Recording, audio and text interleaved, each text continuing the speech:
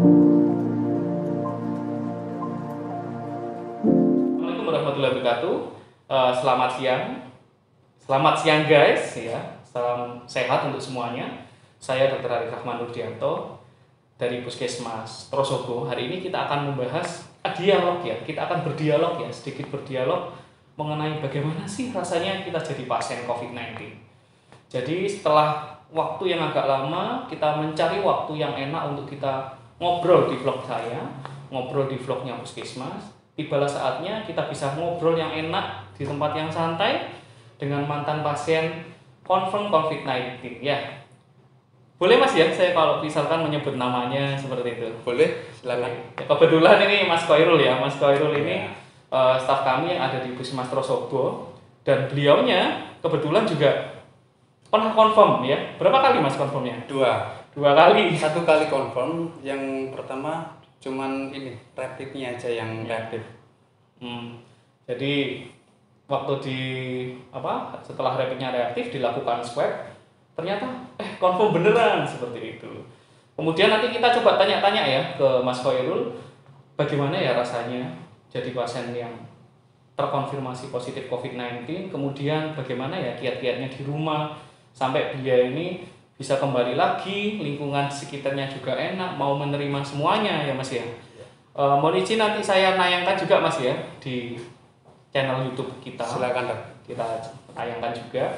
Kemudian misalkan ada pertanyaan, teman-teman bisa bertanya di kolom komentar, nanti akan kita isi, akan kita jawab. Dan misalkan Bapak Ibu atau teman-teman ingin, kita mau ada acara live, sehingga kita bisa ngobrol langsung dengan Mas Koirul, nanti saya akan acarakan dan saya buatkan jadwal. Kita mulai hari ini, Mas Koirul? Siap. Ya, Assalamualaikum warahmatullahi wabarakatuh, Mas Koirul. Kita nggak usah salaman karena sudah kenal ya. Kebetulan kita satu kantor. Jadi Mas Koirul ini sudah 2 kali terkonfirmasi ya.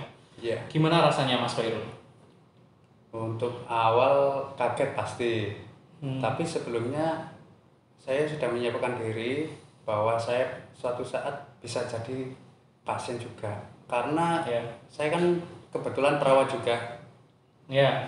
Kebetulan Mas Koirul ini perawat, guys.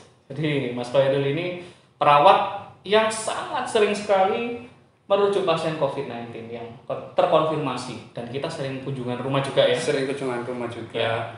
Sering antar pasien, edukasi langsung ke warga. Itu langsung terjun lapangan. Jadi ya harus siap. Siap nggak siap harus siap, karena itu resiko ya. Resiko sebagai tenaga medis, tetapi kita tidak boleh pasrah. Teman-teman harus ikhtiar juga untuk tetap pakai masker ya Mas Koirul. Ya. Gini Mas Koirul, pernah enggak warga itu mengucilkan Mas Koirul saat terkonfirmasi itu? Untungnya enggak. Kalau ada omongan, sempat ada omongan, cuman alhamdulillah enggak. Aman ya? Aman. Jadi sarannya Mas Koirul untuk ini nih, tetangga-tetangga yang kanan kirinya itu ternyata terkonfirmasi, sarannya itu apa ya bisa untuk teman-teman yang mendengar ini? Paling enggak tetap laksanakan protokol kesehatan. Yang pertama. Yang kedua, ya untuk tetangga-tetangga paling enggak harus aktif juga. Ada peran aktif dari tetangga. Misal kalau ada tetangganya yang terkonfirmasi, enggak usah dikucilkan. Kalau ingin pasiennya enggak sampai keluar atau apa, ya tolong dibantu. Mungkin untuk masalah makan atau apa, daripada nanti rame. Untungnya kan saya ada kamar sendiri, jadi saya masuk ke kamar, enggak keluar sama sekali. Isman ya waktu itu. Isolasi mandiri. Ya. Jadi teman-teman kalau bisa bukan kalau bisa Mas Irul ya. Iya. Jadi wajib ya, tetangga itu, karena kita itu tetangga ya. Jadi wajib membantu dan tidak boleh mengucilkan. Itu kunci pertama ya. Kunci pertama biar pasien itu cepat sembuh, karena pengaruh psikoneuroimunologis ya. Jadi kalau orang stres itu sembuhnya susah. Jadi kita harus membantu tetangga kita seperti Mas Irul ini waktu itu lama ya Mas Irul ya, 2 kali isolasi. Yang pertama hampir lama ya, 2 bulanan. Nah, karena waktu itu harus swab 2 kali negatif waktu itu pertama kali, sehingga cukup lama. Dan alhamdulillah kami edukasi di warga, kemudian warganya mau ya untuk membantu Mas Koirul. Ya paling enggak lah teman-teman ini yang mungkin bukan tenaga medis ya dan tetangganya itu terkonfirmasi itu ikut membantu kami untuk mengawasi. Karena jujur saja kita sedikit ya Mas ya, petugas kita di puskesmas. Iya. Ya, seperti di Trosobo itu petugas kita sekitar 50-an, akan tetapi wilayah yang kita tangani penduduknya itu 95.000. Jadi bayangkan betapa capeknya teman-teman. Terus ini cerita lagi ya Mas Khairul ya. Iya. Kira-kira saat saat apa namanya Mas Khairul itu di rumah, kemudian katanya melakukan isolasi mandiri dan mematuhi protokol. Lah, gimana ya protokolnya itu ya Mas Khairul? Mungkin teman-teman bisa dijelaskan ya. Secara simpel tidak terlalu seperti SOP kita. Udah sih, cuman 3M ya. iya, cuci tangan, Hmm. terus jaga kebersihan. Untuk yang di dalam kamar isolasi paling enggak tetap pencahayaan udara dari luar harus Lancar ya, iya, ventilasi. lancar, Masker sirkulasi. pakai masker terus? tetap pakai. Ingat pakai masker. Dan lakukan kegiatan yang disenangi aja enggak apa-apa. Ya. Kalau misal seneng ngaji ya ngaji aja mumpung ada kesempatan. Biar nggak stres ya. Iya, itu menghilangkan stresnya. Iya. Terus vitamin dapat nggak dari Vitamin puskesmas? kita alhamdulillah dapat. Ya, jadi kami di Puskesmas Trosobo kita beri vitaminnya. Kemudian kalau misalkan mau ada sempat pernah tambah vitamin nggak ya Mas ya? Sempat tambah vitamin sendiri. Oh, iya sempat. Nah. Kalau saya ada mumpung di rumah memang sudah sedia vitamin, terus ada tambahan dari puskesmas juga. Oke, ya kemudian bagaimana ya support dari keluarga Mas Irul? Itu dari awal memang sudah saya bilang ke keluarga kalau suatu saat kena ya sudah enggak ada yang kaget. Ya, mungkin panik untuk di awalnya, tapi sudah setelah itu Ya? kita dapat support. Nah, sekarang ini banyak yang masih bilang itu COVID itu hoax, COVID itu hoax. Ini banyak ini mungkin yang dengar-dengar mungkin ada ya Mas ya? Iya. Mungkin masih ada orang-orang yang mengira COVID-19 itu hoax. Bagaimana Mas? Nanti padahal nanti kita ada ya, kita punya teman-teman driver yang kerjanya 24 jam untuk melayani COVID-19. Gimana Mas kalau orang-orang yang sukanya ngomong hoax gitu? Daripada cuma ngomong hoax, lebih baik kumpulkan dulu datanya, pelajari, baru beri kesimpulan itu hoax apa enggak. Kalau menurut saya virusnya ada memang ada virusnya. Tapi seberbahaya apa? Enggak mematikan sih menurut saya. Karena Masnya sehat ya? Karena yang pertama simptomatik. Enggak ini. Yang pertama enggak usah stres. Kalau punya komorbid itu kalau stres tambah malah komorbidnya yang naik. Cuman itu aja. Jadi jangan stres. Kalau kena, kalau misalkan asimptomatik, isolasi seperti Mas Khairul. Tetapi kalau ada komorbid, hubungi dokter yang terdekat dengan Anda. Enggak usah malu. Enggak usah malu. Bukan aib. Ya, dan ingat penyakit ini bukan aib. Jadi penyakit ini siapa saja itu bisa terkena. Bahkan presiden yang adik kuasa, negara adik kuasa juga kena. Seperti itu ya Mas ya. Kalau itu hoax, nggak mungkin lah dia diisolasi juga seperti itu.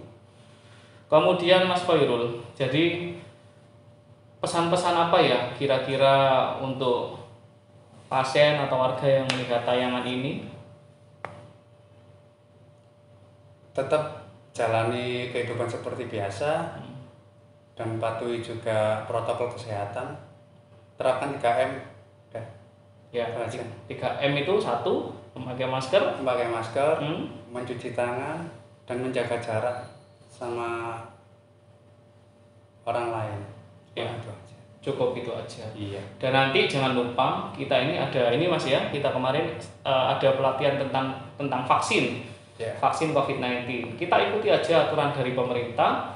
Kita jangan menyebar berita-berita yang belum tentu kebenarannya. Jadi kalau teman-teman semua ingin tahu, oh vaksin ini berbahaya tidak, silakan baca jurnal yang terakreditasi. Bisa teman-teman cari di Scopus kah, atau yang terindeks Sinta atau apa. Kalau nggak tahu itu Scopus atau Sinta, silakan cari di Google. Kemudian jangan baca-baca yang vaksin ini A B C D E F G nanti mematikan ini. tolong jangan berkomentar dulu di media sosial atau media massa, tetapi perkaya keilmuan Anda dulu, baru Anda boleh bicara. Jadi biar tidak seperti tong kosong nyaring bunyinya. Jadi kita itu jadi orang harus bisa memposisikan diri, Mas Irul ya. Iya. Membaca dulu, misalkan sudah cukup ilmunya, tanyakan pada ahlinya, baru kita berdebat seperti itu. Tolong jangan membuat keresahan kepada masyarakat, jaga jangan sampai membuat hoax, dan misalkan nanti ada program untuk vaksinasi, dukung program dari pemerintah. Tidak ada pemerintah yang ingin membunuh rakyatnya. Jadi pemerintah itu semuanya ingin rakyatnya itu sejahtera, sehat, makmur. Itu saja. Mungkin ada pesan lagi, Mas Irul? Oh iya, satu lagi. Satu lagi. Ya tolong kalau misal ada pasien yang terkonfirmasi atau positif COVID, jangan dikucilkan. Support terus. Support terus. Support. Karena kesembuhan itu dari supportnya tetangga, keluarga, orang-orang terdekat. Jadi bukan dari obat. Harus ada ini karena belum ada obatnya ya. Iya. Jadi support keluarga, gizi, imunitas kita itu harus bagus sehingga pasien-pasien lekas sembuh dan patuhi protokol kesehatan. Ya, jangan merasa masih muda sehat terus berkeliaran, tidak mau isolasi mandiri bila terkonfirmasi. Jangan sampai seperti itu. Jadi tolong hargai petugas kesehatan seperti Mas Khairul yang sudah bersusah payah bahkan sudah terkonfirmasi COVID-19 juga.